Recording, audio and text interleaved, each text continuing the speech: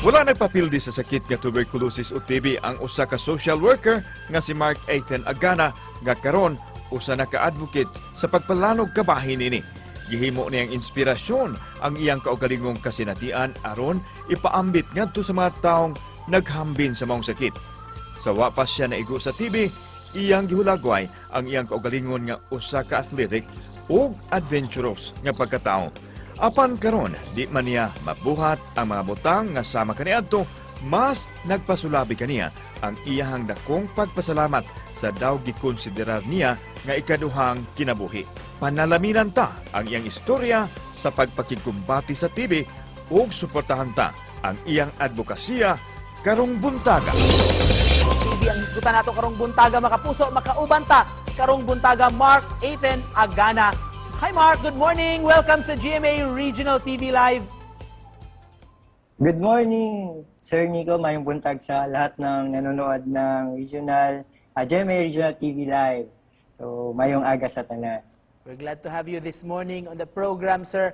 Let's talk about your experiences, sir, as a TB survivor. Kailan mo nalaman, sir, katong nagka-develop po ka og symptoms sa TB, tuberculosis?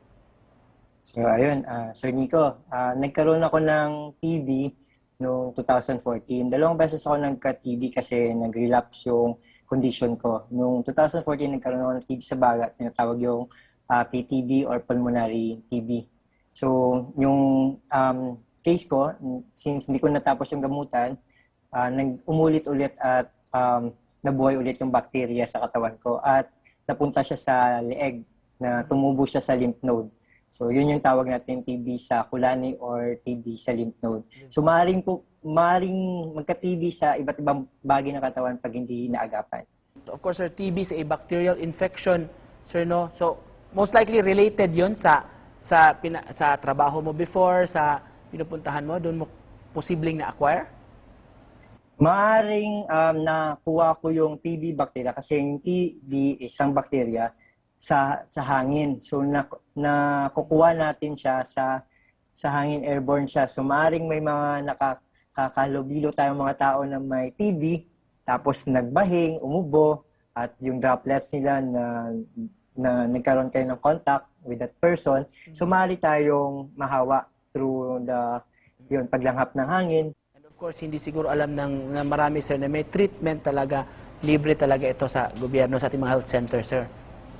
Oo, Nico, nung sa time ko, kasi hindi ko alam, ako mismo, personally, as a TB survivor advocate, hindi ko alam that time na may TB program yung mga health center natin sa bawat LGU. Ito ay programa ng Department of Health sa nationwide na magbigyan ng libreng testing at gamot ang mga tao na may mga sintomas ng TB.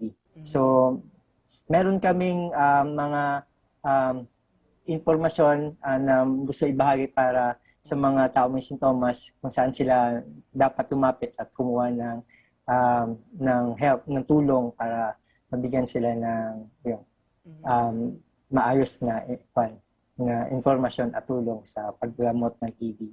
So Mark, for those TB patients, those undergoing treatment, tips mo na may bibigay on how they can take care of themselves?